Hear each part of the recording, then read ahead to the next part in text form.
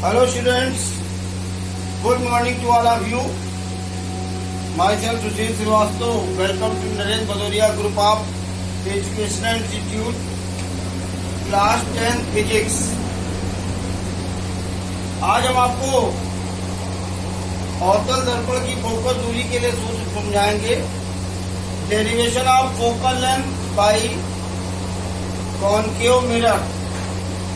इसके लिए हम लोगों ने ये फिगर बना लिया। ये अवतल दर्पण है, ये वस्तु है, मुकच के समांतर किरण फोकस से जाएगी और वक्रता केंद्र से जाने वाली किरण उसी रास्ते पर लौट आएगी।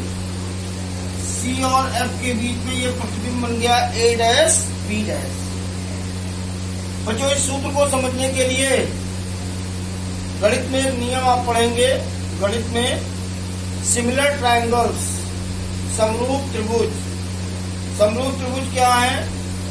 यदि एक त्रिभुज के कोई दो कोण दूसरे त्रिभुज के किन्हीं दो कोणों के अलग अलग बराबर हैं तो वे दोनों त्रिभुज समरूप कहलाते हैं। If two angles of a triangle are respectively equal to two angles of another triangle, then both triangles are called similar. And if two triangles are similar, then the ratio of corresponding sides are equal.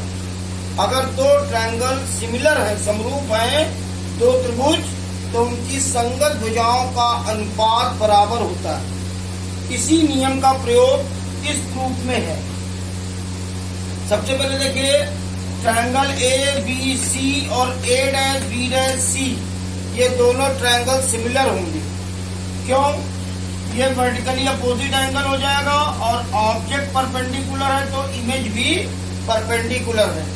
हमने वही चीज लिखी, triangle A B C and triangle A dash B dash are similar, तो इनकी corresponding sides का ratio proportion हो गया।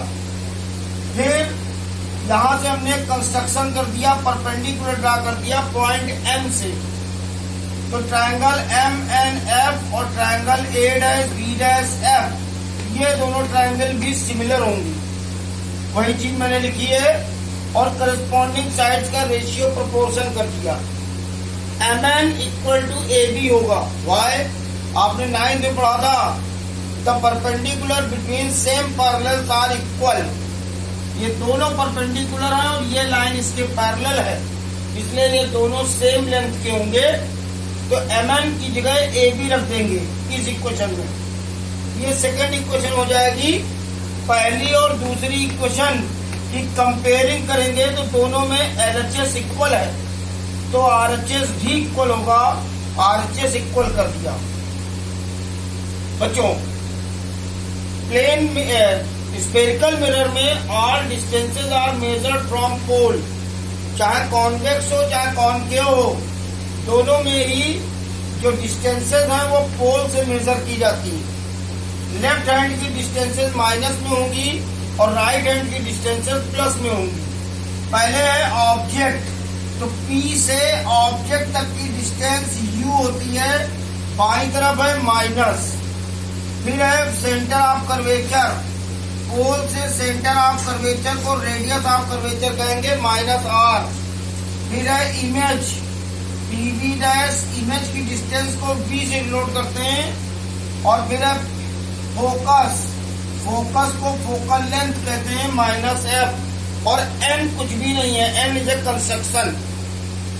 अब इन डिस्टेंसेस को हम p के फॉर्म में चेंज करेंगे। जैसे पहली डिस्टेंस है BC, BC को क्या लिखेंगे? PB minus PC। इसी तरह से B डैश C को भी चेंज करेंगे।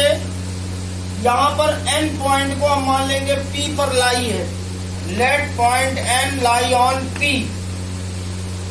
तो जब n पॉइंट P पर आ जाएगा तो NF की जगह क्या हो जाएगा? PF। और चौथी डिस्टेंस है B dash F, B dash F को क्या लिखेंगे? PB dash minus PF।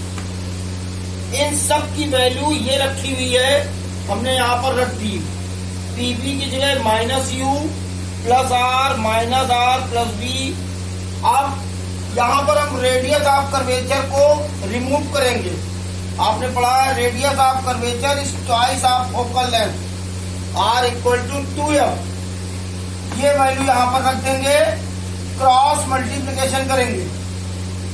Cross multiplication कर दिया, इसके बाद RHS के सभी टर्म्स को LHS में ले आया, ये माइनस में हो जाएगा, प्लस 2f स्क्वायर और माइनस 2f स्क्वायर कैंसिल हो जाएगा और सब्ट्रैक्ट होके क्या बचेगा, uv minus uf minus vf equal to 0। अब यहाँ पर 3 टर्म आ गए बच्चों और ये तीनों टर्म अलग अलग हैं।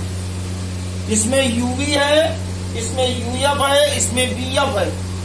तो इन तीनों टर्म्स को हम uvf से डिवाइड कर देंगे। Divide by uvf on both sides. uv cut गया 1/f, uf कट गया 1/v minus 1/u equal to 0। और फोकल लेंथ के फार्मूले के लिए इन दोनों टर्म्स को RHS में ले जाएंगे तो दोनों टर्म प्लस में हो जाएंगे। तो 1/f equal to 1/v plus 1/u। ये अवतल दर्पण यानी कॉनकेव मिरर की फोकल लेंथ का फार्मूला है, जहां पर u is a distance of object, v distance of image and f is a focal length. इस तरह से इस डेरिवेशन को किया जाता है। आज के लिए इतना ही, थैंक यू।